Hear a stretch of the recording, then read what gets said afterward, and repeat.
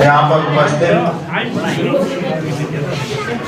सभी बुजुर्गों का, माताओं का मैं हार्दिक सम्मान और स्वागत करता हूँ।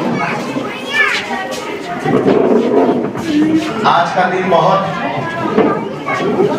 हमारे लिए बहुत ही खास है, क्योंकि इसके पहले जब भी ऐसे कार्यक्रम हुए हैं तो आदरणीय बाबूजी आप लोगों के बीच में हुआ करते थे, लेकिन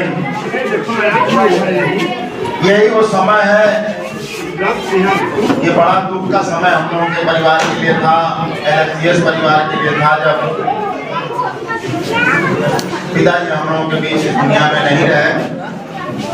फिर भी उनके द्वारा लगाई गई इस कड़ी को, इस विद्यालय को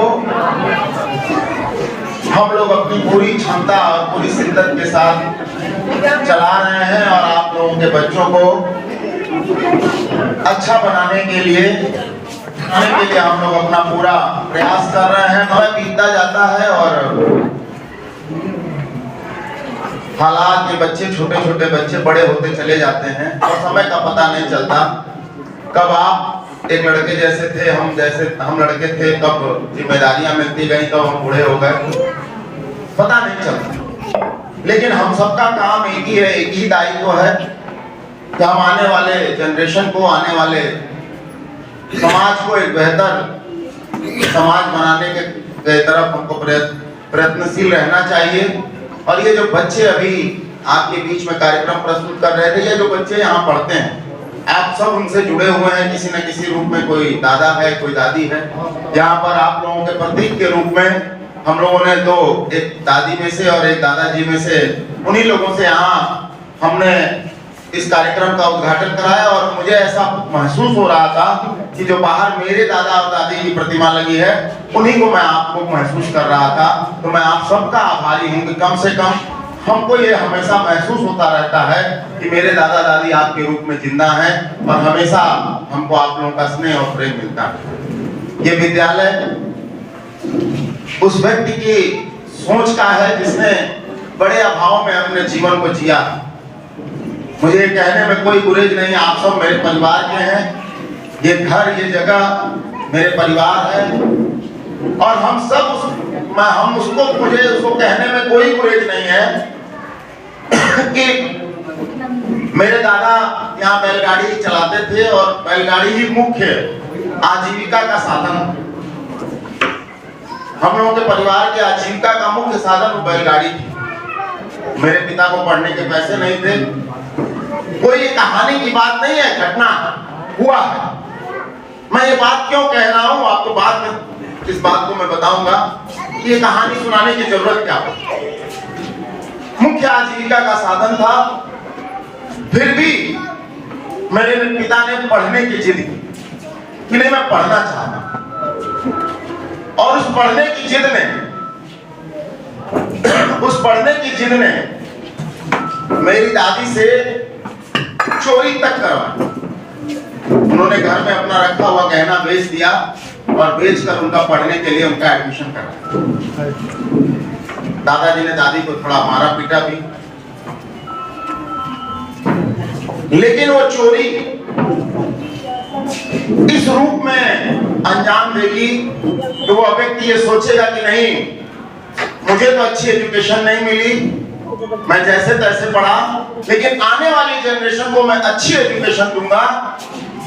मैं मास्टर बना हूं तो मैं ऐसा मास्टर बनूंगा, ऐसा टीचर बनूंगा जो इस जगह को बदलने का या लोगों को बदलने का काम करेगा।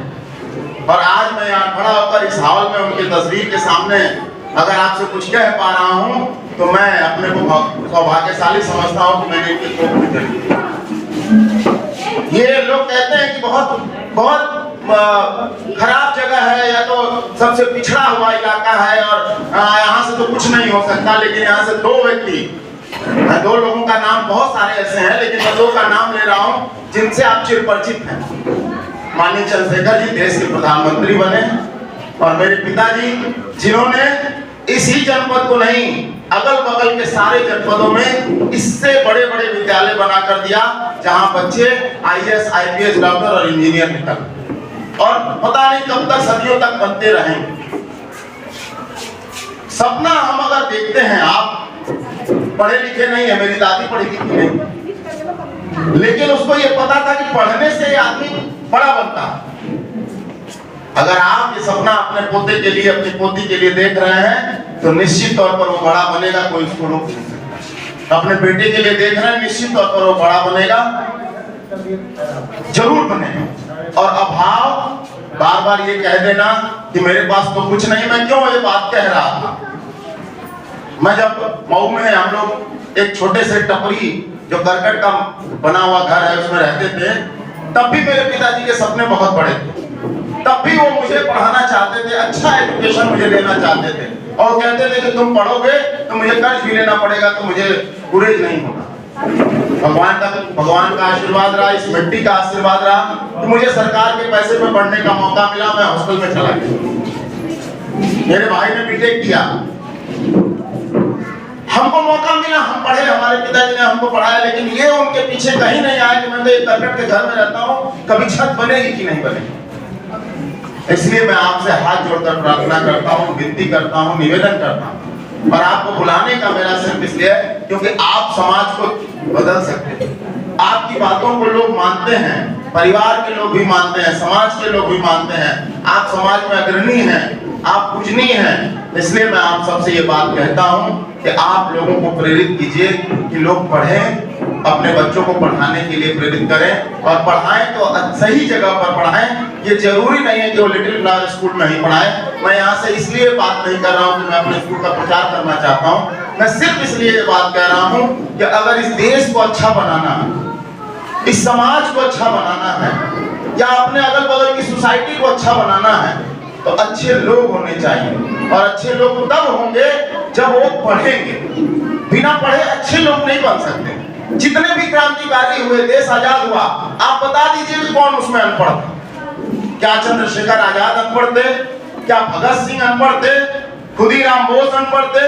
ये सब वो लड़के थे जो उस समय ब्रिटिश गवर्नमेंट की यूनिवर्सिटियों में पढ़ रहे थे, और उनको जब पढ़ने के बाद ये पता चल गया कि आजादी हमारा मौलिक अधिकार है, ये हमको गुलाम की जिंदगी बना रहे हैं और गुलाम रखना चाहते हैं, इसलिए उन्होंने आंदोलन किया। वो गरम दल में शामिल हुए और देश की आजादी के लिए फांसी के फंदे पर चढ़े। कोई ऐसा व्यक्ति नहीं था उसमें, उनके साथ लोग जुड़े होंगे जो उनके पीछे, लेकिन लीडर जो थे, महात्मा गांधी बैरिस्टर थे, वो चाहते थे अच्छा जीवन जी सकते थे। पंडित जवाहरलाल नेहरू के पिता मोतीलाल नेहरू बहुत धनी आदमी थे, इस हिंदुस्तान के धनी लोगों में उनकी गिनती होती थी, लेकिन उन्होंने अपने घर का नाम आनंद भवन रखा था। और महात्मा गांधी ने जब मांगा उनसे कि आंदोलन में आपको हिस्सा देना है, इस आंदोलन में आपको आहुति देना है, तो उन्होंने कहा अभी तो मेरे पास कुछ नहीं है, घर ले लीजिए, और उस घर का नाम स्वराज भवन पड़ा। अपने बेटे को दिया, इकलौते बेटे को, 9 वर्ष वो जेल में रहा। तमाम लोग तमाम तरह की बातें करते हैं कि फलां ने ऐसा कर दिया तो देश का बंटवारा कर दिया। हम कोई नहीं होते हैं जो अपने महापुरुषों के ऊपर उंगली उठाएं, महात्मा गांधी के ऊपर उंगली उठाएं, चंद्रशेखर आजाद के ऊपर उंगली उठाएं, भगत सिंह के ऊपर उंगली उठाएं, लाल बहादुर शास्त्री के ऊपर उंगली उठाएं, जवाहरलाल नेहरू के ऊपर उंगली उठाएं।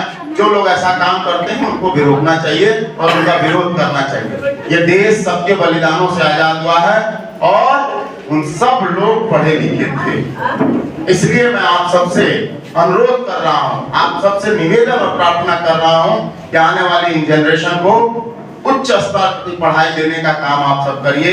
अपने बच्चों को, अपने परिवार के लोगों को, सबको यह ज्ञान जरूर दीजिए, उनको यह मोटिवेशन, उनको यह रास्ता जरूर दिखाइए कि बेटा इस खेती और घर बना लेने से और दुकान खरीद लेने से और गाड़ी खरीद लेने से कुछ नहीं होगा।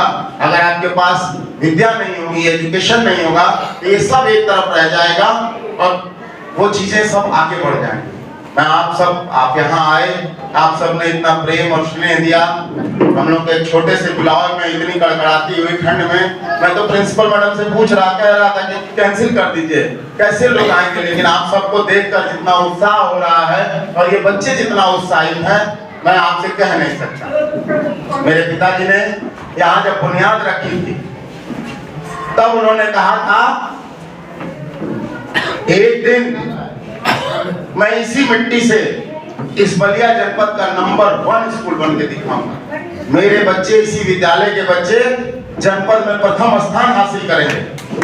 तब लोगों ने कहा होगा, मन में सोचा होगा कि ये आदमी आया है, मऊ में तो काम कर रहे हैं, मऊ में तो शहर है, गांव के लड़के से ये बात कर, ये बच्चा पीछे आ रहा है। इसको देखा तब ये बात मुझे याद आ गई। इधर सामने खड़े हो जाओ, शाश्वत इधर खड़े हो जाओ।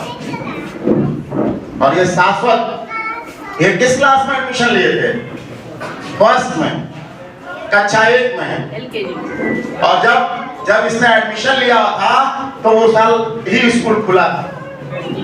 और जब उसने एडमिशन लिया था तो उसी एडमिशन के दौर के इन बच्चों को उन्होंने कहा कि मैं इसको भविष्य में जनपद का इन बच्चों को नंबर 1 स्टूडेंट बनाऊंगा। और ये जनपद मुख्यालय जो यहाँ से 60 किलोमीटर दूर है, वहाँ बैठे लोग कहते हैं कि ये बागपत का इलाका है, यानी क्या क्या नाम इसका देते हैं, बैकवर्ड इलाका है, यहाँ तो कुछ नहीं है। वहां से मैं टॉप करके दिखाऊंगा।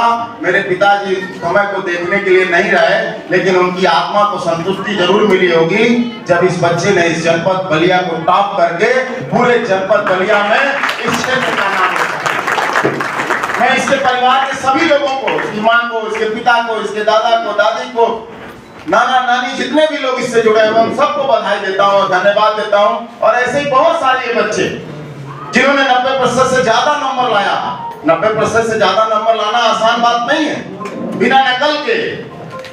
हमारे तो मास्टर बनी जाए मैं, इन्हीं का हमारे कहाँ नेपाल लेकर लोग आके पास हो जाओ, लेकिन बिना नकल के केंद्रीय माध्यमिक शिक्षा बोर्ड CBSE जहाँ परिंदा पर नहीं मार सकता, उसके इम्तिहान में 90% अंक लाते हैं ये बच्चे और लाकर इस क्षेत्र का नाम रोशन करते हैं। मैं आपको विश्वास दिलाना चाहता हूँ, यहाँ बहुत सारे जो बच्चे ये खड़े हैं, आने वाले समय में IAS, IPS, डॉक्टर और इंजीनियर बनकर इस क्षेत्र से जाएंगे और इस क्षेत्र का नाम रोशन करेंगे।